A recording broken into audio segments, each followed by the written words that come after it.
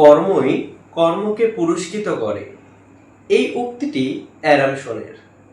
আমরা এবার শীঘ্রই তার সাথে সাক্ষাৎ করব। তোমরা হয়তো মনে হতে পারে যে কর্ম কর্মকে কিভাবে পুরস্কৃত করে। এটা একটা পুরনো সংস্কার।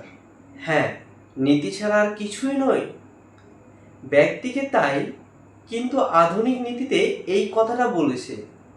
মানুষ যখন চাকা আবিষ্কার করলো, তখন সে এটা বুঝে নিল যে অক্ষম হলেও ওই চাকাটা তাকে বহন করে।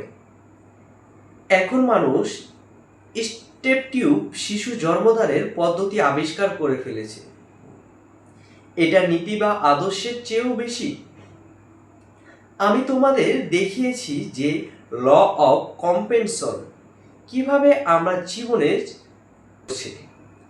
এটা পড়ো তোমার ভাবতে যে তোমার জীবন কিভাবে আসছে।